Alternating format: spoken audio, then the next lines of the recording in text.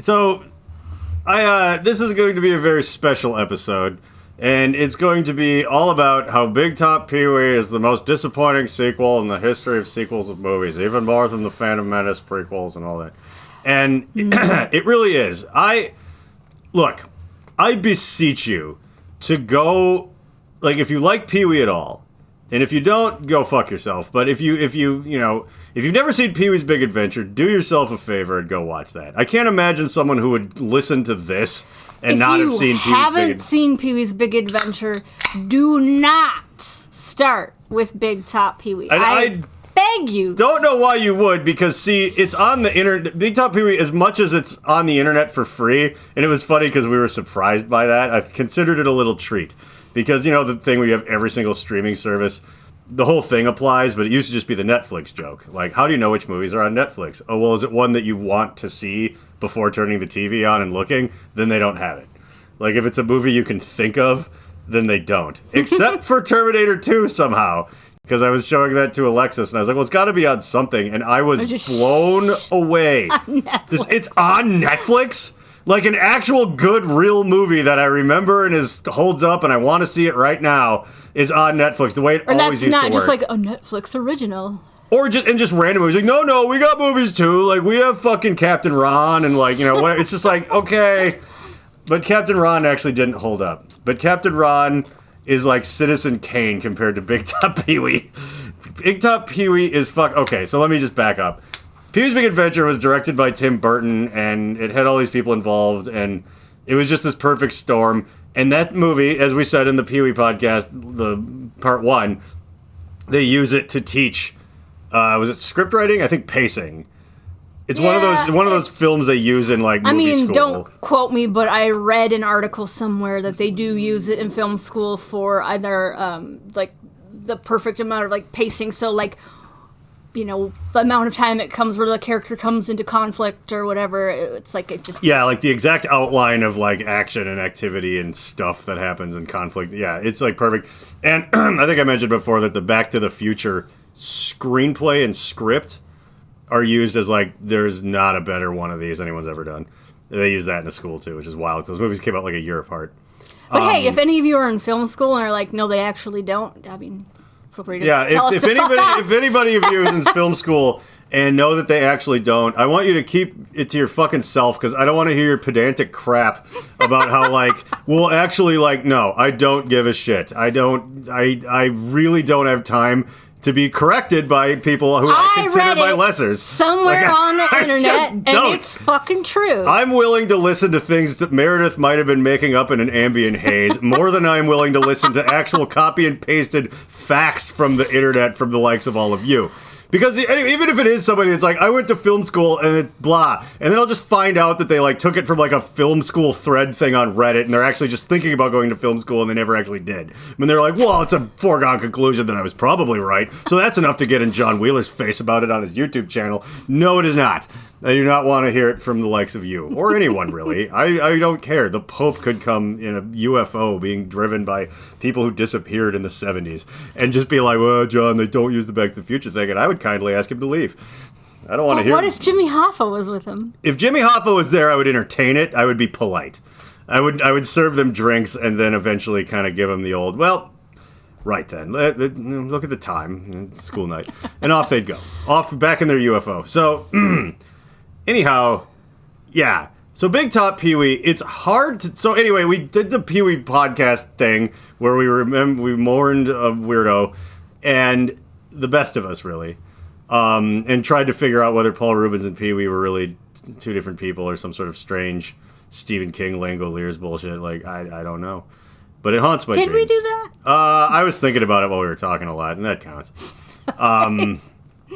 But we were like, hey, we should go watch... We had this epiphany where you were like, well, you mixed up Big Top Pee-wee with the jerk, because you were like, didn't he date the motorcycle circus lady with the mohawk or something? I just thought she had a really cool costume, and then they did it in the trailer or whatever, but that's totally the jerk. Yeah, Pee-wee was never just banging out a hot mohawk. There's probably, if we go look, it was probably Wendy O from the fucking, that wild woman that fronted that punk band in the early 80s that would perform topless and throw sledgehammers into big walls of TVs and stuff. They might have cast her in that movie because it kind of in my mind looks like her, but now I'm mixing things together with no actual rhyme or reason.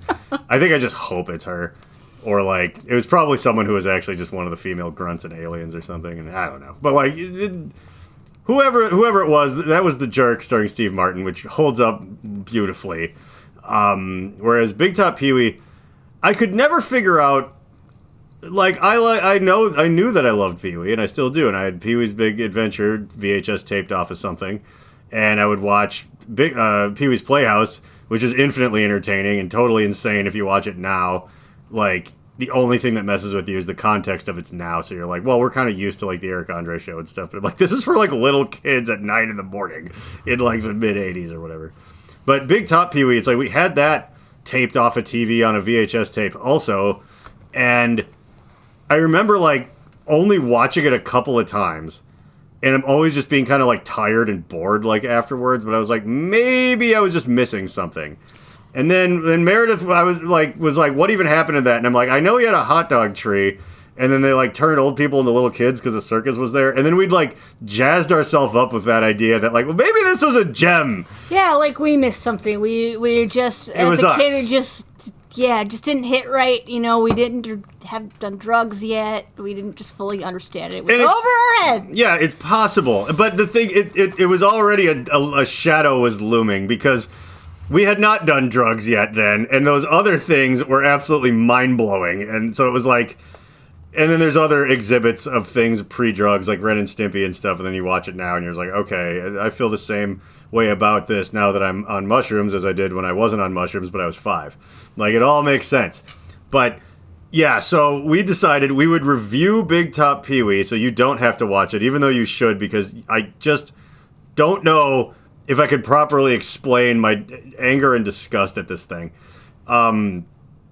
Like, I went and looked, it's like, oh, it's on Amazon. And yeah, as I was saying earlier, it's like, wow, I'm so excited that I don't have to pay $4.99 for this. I was like, it's like full on expecting to do that. Yeah, and pay for it. And I was like, and I would have just to be like, well, we have to see. But yeah, I ended up being angry even after watching it for free. And I was like, this is like, and it was 88 minutes long, and it felt like The Stand from Stephen King. I was like, what in the fuck? Like, it's the slowest thing. So all right, let's get into this.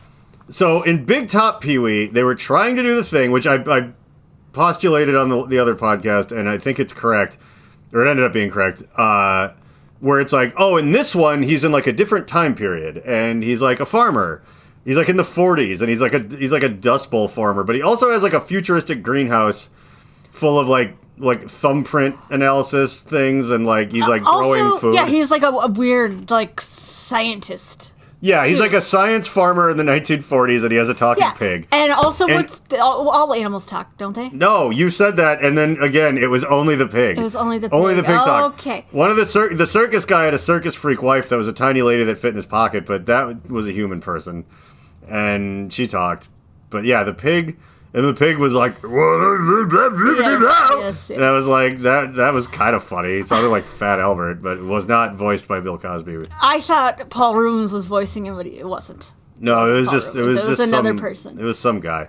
And so, and the town, mind you, is filled with all old people. Yeah, now the senior citizens. The problem, Pee-wee is the only young person besides his fiance. Which, okay, let's try to keep we'll try to keep this parsed into some kind of order. Like, first of all, let me just set the stage here. Okay. Setting the stage makes it sound funnier or more interesting than it really is. Because everyone's like, well, there's talking pigs, and there's, he's like a science farmer in the 1940s. I'm like, yeah, doesn't that sound great? The problem is that's not the synapse of what happens in the movie. Right. That's the whole, like, so I said, and I remembered this while we were watching it, that it feels like they just shot the elevator pitch and then used all of the extra shots and angles and long shots, and they didn't cut anything, and they just like let it eat up 88 minutes.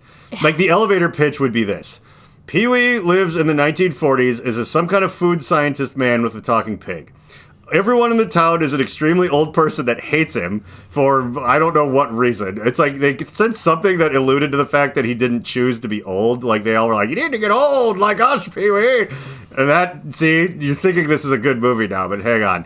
And so also, he's in love with or engaged to this elementary school teacher who he like has lunch with every day and also tries to fuck in front of all the little kids by flopping awkwardly on her because Paul Rubens was a homosexual man that made this movie to try to convince people that he wasn't, and it did frankly the opposite. And it was very fucking weird. I think that was totally on purpose. But anyway, well, no, I'm not no, the opposite, where it made it seem like he was more gay. That's what I'm saying was the accident. Yes, on purpose, he was trying to go like, see?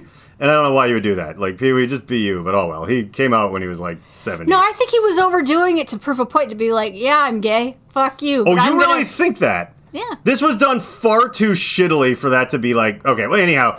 So, at one point in the movie, by the way, this is after a lot of walking around and like nothing happening. He like goes to the store. But, so...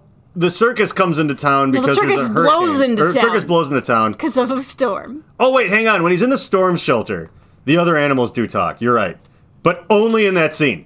And they're down there for 2 seconds, which is weird because, like, him walking to have... minutes. Yeah, for him walking to go have lunch with the lady he lays on in front of all the little kids, like, it is just, like, an uncut log shot. It's, like, 5 fucking minutes long of him just being like, doot, like... unedited crap. Yeah, and then so the circus comes, and then he falls in love with the chick from Hot Shots Part 2, and then they have a circus, and he dumps his fiance and gets with the circus lady and kisses her really weird and fucked up.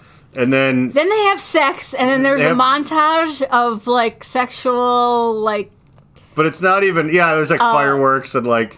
train going through a tunnel, flower opening, you know, the typical... And it's not nearly as funny as when Marge and Homer send the kids to the movies so they can get it on, and then it cuts to a scene of the train tunnel, fireworks, and then this really slow thing of, like, wieners coming off an assembly line at a hot dog factory, and then it backs out, and it's just, like, the kids are watching, like, a stock footage film festival. That's the movie they went to. Like, what do you think Mom and Dad are doing? Like, it's just stuff they were seeing. God, that was a good joke. And I brought it up while we were watching the movie because it's like, you can take a trope and make it hilarious. And this movie would just do things like that. Like, yep, that part's in the movie now.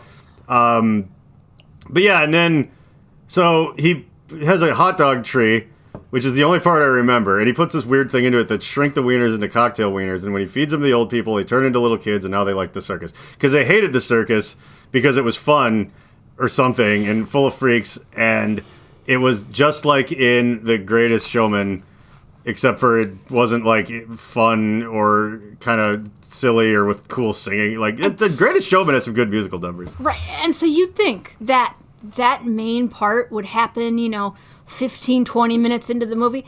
That's the fucking end. That's the end of the movie. They turn into kids, and then it's like... The circus is the end of the fucking movie. Goes on for like 10 minutes of circus, and then it's just the outro. It's like, okay, now we're done. Pee-wee walking around, and making out with 2 different women.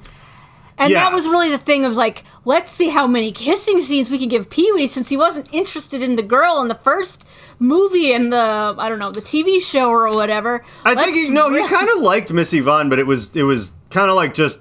It wasn't played weird, really. I mean, it was a kid's show. Be like, wow, you're the most beautiful woman in Playhouse Land, or wherever they lived. Like, the upside down hell apparently it wasn't underneath. Straight enough. I don't know. No, but the thing is the Miss Yvonne thing, he actually was kind of like a little interested in her, but it wasn't weird. And then the HBO thing, the thing that Pee-wee started from, they put on like mirror shoes to look up her dress, and they're like, it's so you could look at ladies' underwear, and then they do, and she's like, boys, that's not going to work today. I'm not wearing underwear. Is Miss Yvonne Charlie's mom? I think so. Yes, that's what it was. That's what she was. Okay. So Charlie's mom, Always Sunny in Philadelphia, is also in Big Top Pee-wee and the show as Miss Yvonne. It's so wild too that, and she's the she's the bearded lady in Big Top Pee-wee. She kind of looks like Charlie, so it's funny. Like, they actually pick someone who kind of has his eyes a little bit, so once you stick a beard on her, it's like, oh, Mom, once you have a beard, it doesn't matter. But yeah, so. Okay, now let's like zoom out a little bit here. Yeah, the real thing I want to say about Big Top Pee-wee, other than like the creepy sex stuff, which is worth noting, but like I have never seen something with so like, okay, like I was joking about editing like a version of it that would be kind of like snappier, maybe you could like cut it down. Yeah. And I realized it would be maybe not even 5 minutes. It would just be like, it would have like parts of like just RoboCop edited into it. I'm like, I don't know, like I had to zhuzh it up a little. Like I still kind of want to do this. It's just see like if I can get it good and then how short that is. So it's like, okay, John Wheeler is capable of taking a thing and re-editing it until it's good. The question is how long is it going to be? Because like I could probably take a lot of things and be like, hey, this kind of went on too long. Blah, blah, blah. It's like, oh, this is like the Phantom Menace edit someone actually did. It was considerably shorter. It was like 45 minutes long, but it was kind of a fun movie. They cut all this crap out of it, and this one would be like, it is like 3 minutes. It's like nothing happens in it. And you like... But so much should have. I mean, I will give it had its moments where the guy, like, the old cantankerous old man, like, flipped over the table there and was grabbed jokes. a pickle. There was a couple of jokes. But that's the only thing I remember. I can only remember that one, too. There was one more. Probably the montage, the sex montage. No, there was something that was kind of funny. But see, that's the thing. I should be able to remember it. The pickle thing. So Pee-wee goes to the general store. Because, again, it's like a weird small town in the 40s for whatever reason. Because they're doing the, like, Three Stooges, Mickey Mouse. Oh, they're like firemen or something. I don't know. Like, they're trying to do that. Which I appreciate that. I love that. I like things like that where it's like, yeah, it's more about how the character just deals with stuff. It's not really about like, well, now we got to see what he did after he got his bike back. Like, no, it doesn't matter. It's like, yeah, have him be like a science farmer in the 40s. That's fine. But like nobody wrote anything. Like Danny Elfman did the music too. And it was like kind of half-assed. Like I would have phoned it in for sure. And he definitely did. Because the people that score these things have to watch pretty close to the final cut when they're like making this stuff. And he must have been like, what was going through Danny Elfman's head when he had to sit there and score this thing? Because he would have been realizing... Paul Rubens did write that movie. So... Well, yeah, but it was like a half a page long. Like, that's the thing I don't get. Is like, did he not know? Because even The Room is so much better than Big Top Pee-wee in a real... Not because it's just funny, in a real way. Like, The Room is, like, stupid and whatever, but, like... So much more shit happens, and like maybe it's accidentally funny, but it is entirely way more entertaining. Like The Room isn't boring. Like whoever cut it together kind of saved it. Yeah. Now, do I mean turned it into a masterpiece like how the original Star Wars was saved in editing? No. Like because I've seen outtakes of the original Star Wars where it's like it would have been maybe a little bit more like Big Top Pee-wee, where it's like, yeah, hey George, when the fuck are they gonna go to outer space? I don't want to watch him talk to his friend on the dirt planet all day long. I want to go watch him do a sword fight with Darth Vader. But yeah, like, someone else who would yell like me edited that film and it was like, wanka, because it was made in England. And it just cut out all that shit where he just references Dax, like, at the end instead of like, oh, but how's the audience going to know who he is if he doesn't have a 45-minute conversation with him about wanting to join the rebellion? It's like, well, he mentions it to Uncle Owen, and then he goes and does it, and then there's like, Dax! And then you're like, oh, that must be his friend. And that's it! Like, we didn't need to really know all that shit. So, like, you know, like Han Solo mentions Jabba the Hutt offhandedly, but there's like that cut where he's like talking to him before he gets on the Millennium Falcon. Yeah, it's fucking that was bad. Yeah, they cut that out of the movie for a good reason. Less is more on a lot of things. And I love things being hinted at or whatever, and I have to talk about this to talk about Pee-wee. Like, big flop Pee-wee. Because, like, filling your movie with some stuff that's fun to watch and then adding in, like, fun, not illusions, but allusions to other things builds a world of, like, fun and mystery. And I would say that, like, the sort of stuff that works for Star Wars, that is how you should, if you're making a Pee-wee movie, you should be taking more notes from, like, Star Wars and Back to the Future than you think you should. Because it should be, you know, like the Large Marge scene is kind of like, you know, just referencing Jabba the Hutt, and then you, like, in the third movie, you finally see him, and you're like, oh my god! Like, you're like, that's the guy he owes money to? Like, it's insane. Like, that's so much fun, where they're just kind of like, then that means the Large Marge that brought me here must have been her ghost. Like, it's not like, oh no, here comes the ghost semi to go to Ghost Town. He's gonna pick up Pee-wee, and she's just like, I died. Like, she just tells the story like it happened to someone else, and then her face explodes, and I had to go to therapy for years, and whatever, but, like, you know, they're just like, oh, then later you find out. It's not like you're scared because he's, like, he realizes it's a ghost right when he gets in, but it's too late, and now we're just sitting here in our messy diaper. Like, it's No, like, it's unnerving for some weird reason, and you find out it's scarier than you thought. Like, later. Like, parts of the movie, they thought about, and then they were like, and then when people see this next part, they'll think about that earlier part. None of that happens. It's on Pee-wee. They're like, Pee-wee is a farmer. He lives in a town full of old people that hate his guts. And I already went through all this, but I did want to talk about the pickle thing. Like, he goes to try to buy shit from the general store. There's 2 old ladies standing in line who apparently live in line. Like, they're always standing in there just talking to this guy with these giant, like, evil old man eyebrows. And then Pee-wee orders a cheese sandwich. And the dude flips out like Tom Green does in Freddy Got Fingered. He's like, well, it wouldn't be a cheese sandwich if it didn't have cheese on it. Well, I wouldn't want to forget the cheese. And he's like piling like 50 tons of cheese on this thing. And like the old guy's acting, oh, well, yeah, gotta make a cheese. It's lunchtime after all. I bet you want a sandwich because you gotta eat food. Like, just being a psycho where I'm like, oh, I'll bet Tom Green took a cue from this movie, which is the craziest thing you could ever decide to take a cue from. But there's a whole story about how Freddy Got Fingered was the middle finger to the people that wanted him to make the movie because he didn't really want to, and he just wasted a ton of money making this psychotic mess on purpose.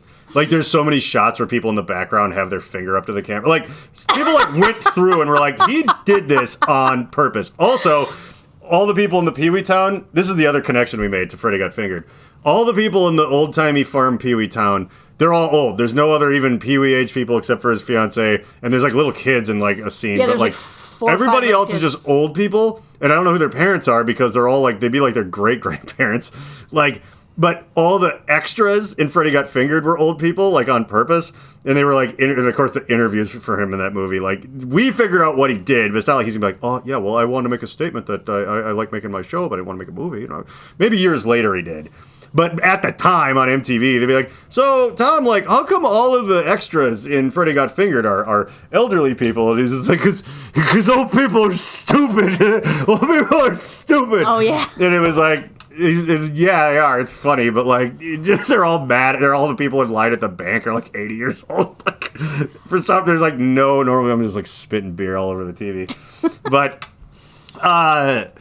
yeah, so, like, there's a scene where he's in the store, and then he's like, well, can I have a pickle? And he's like, that's no problem, is it? And the guy's like, oh, no problem at all. And there's these guys, these old cowboy guys playing checkers, like, on a barrel, and he just goes and, like, the old dude flips the checkerboard off, and the pieces go everywhere. You guys don't mind, do you? And he just gets a pickle out of his pickle barrel and puts it on a Pee-wee sandwich. Like, no, nobody got put out by that. It's like, it sounds like every story that Ben Hurley ever tells is basically the old man's. It's like, oh yeah, of course we can make you a vegetarian meal. Let me just take this pile of meat and stick it in my ass, and then I'll go and cook you your vegetables, you queer.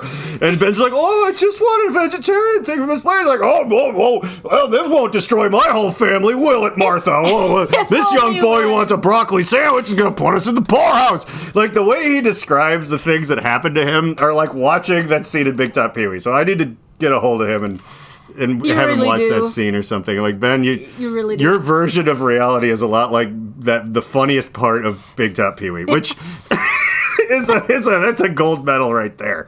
But yeah, like, again, that's the funniest thing, and then the rest of it's like I just can't describe how many scenes of like, it's like just a panning shot of someone like walking, and like, if you think of like Pee-wee's Big Adventure when he's like riding his bike, like, it's just a fucking amazing journey. Where he's just like, he's just starting his day. The music is giving you the idea that it's fun, but somehow there's a darkness underneath what's happening. I don't know. Because he's like showing off to those kids. Well, but he eventually does that, and he just sees people. He's like making weird faces, and he's like, oh, and he tries to sit backwards, and he like flies off his bike, and like. It's like, okay, all that but was... Big Top Pee-wee minus all that. It's right. just the walking. That scene was like just rife with mayhem, and it was still earlier in the movie. And by the way, we just got done watching The Breakfast Machine, so it's like, it was literally a breather. And even that was kind of like characterizing, you know, you're getting to understand this guy where he's like...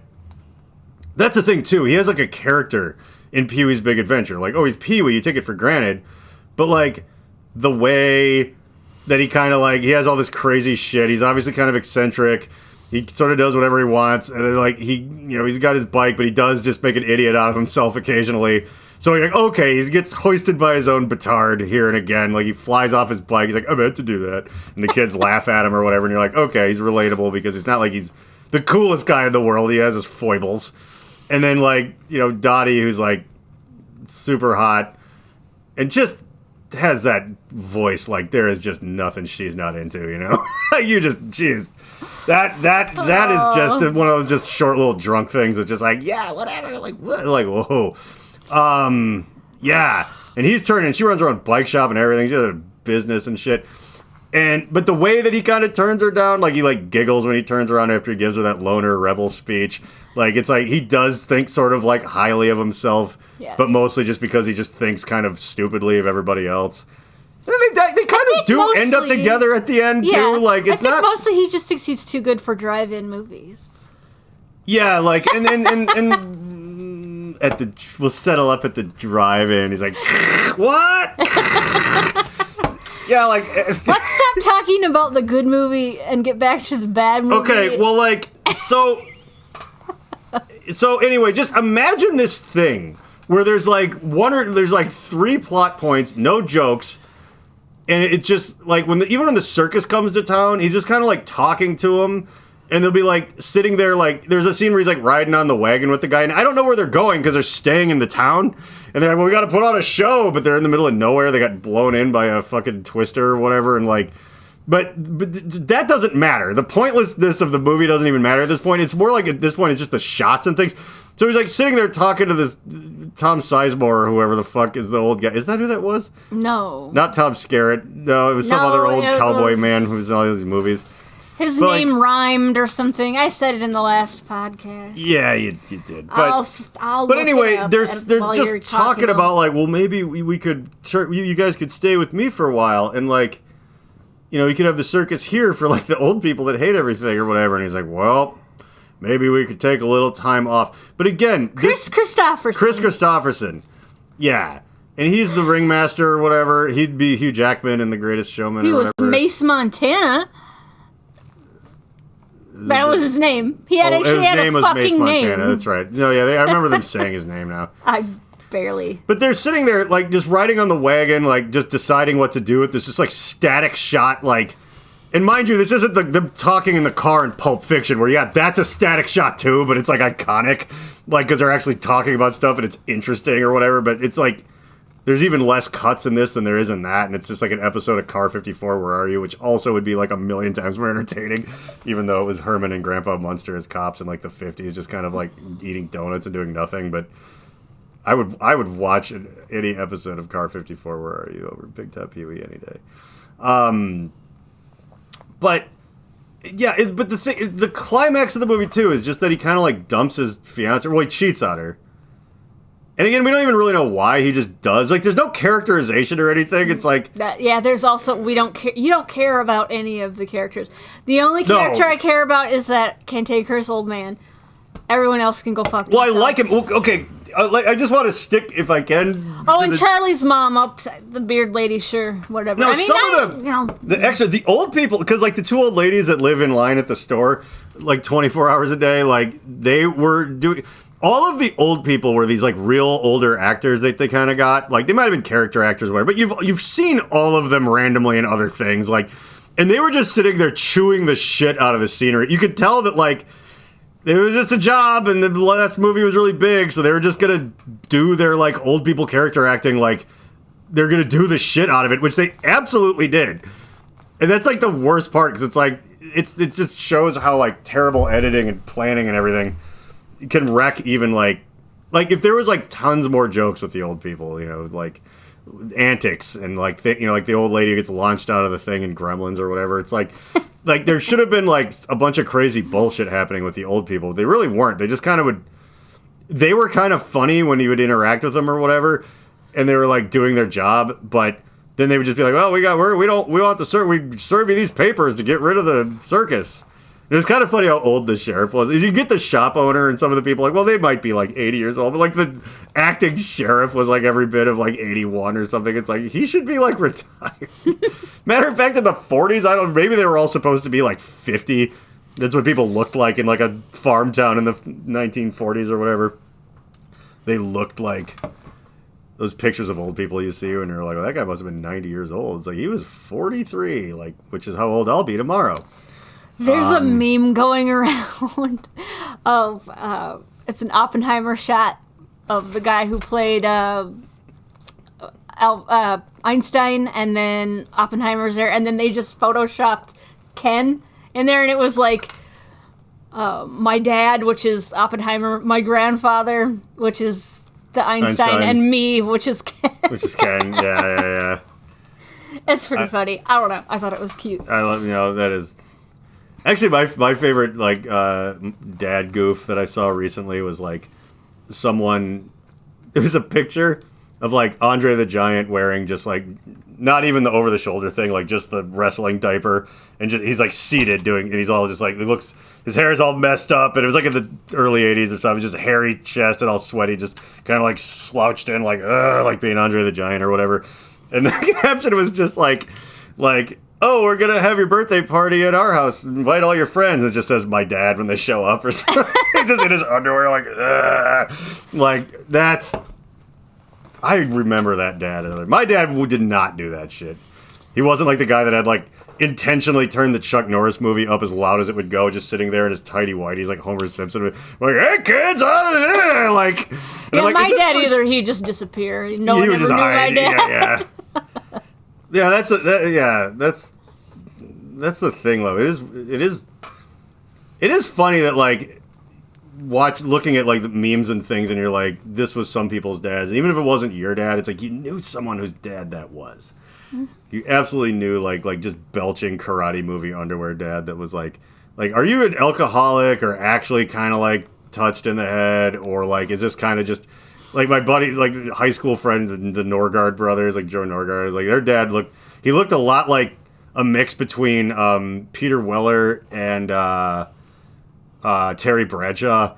And he was this huge guy, and, like, he just always had some, like, fucked up, gross dad shit to just say to everybody. He was like, well, if you don't like that, you can kiss the pinkest part of my ass, or, like, whatever. Like, just when we were in fucking 7th grade, like... I remember Brett, who I've mentioned this before, doing, like, well, like... my dad's kind of soft-spoken. Joe's dad's a real piece of work, though, because he was kind of fun, Like, but Brett's dad was basically Steven Seagal. Cool. So anyway, like, yeah, I don't have a lot more to say about Big Top Pee-wee other than that, like, if you didn't know, if you're finding out right now that it exists, and for, like, half of a split second, you're like, it might be sort of okay. Like, I don't want to talk about it anymore. There's nothing to say. Like, I can only just... We've literally ruined the entire movie. We've, like... No, we did not ruin the entire movie. If anything... No, we didn't ruin it, but we've spoiled it. We've told you everything that happens. You don't need to watch it. All you need to do is listen to this podcast over and over again, and that's it. That is what you should do, but I do want to throw out there that if you sat through this whole thing, that you should... It's, like, free on Amazon Prime. I know it might have been free on a few things. That was just the first thing I saw. But go, like, if you're like, it can't be that bad, or if you think what we're saying is funny, like, go try and sit through it. I goddamn dare you to get all the way to the end. The Reverend John Wheeler podcast takes zero responsibility for the words, actions, or ideas of its host, guests, or listeners. Though the people on the screen may at times be speaking directly to you, and may occasionally give you direct calls to action, neither Reverend John nor the Alchemical Cocktail Lounge are under any moral or legal obligation to answer for the potentially disastrous repercussions that may arise if you are stupid enough to actually follow the orders of a raving lunatic. Think for yourself and do whatever you want, because you're on your own. If anyone ever tries to sue this podcast, black SUVs will converge on your location in the darkness of night and you will never be seen again. Remember to like and subscribe.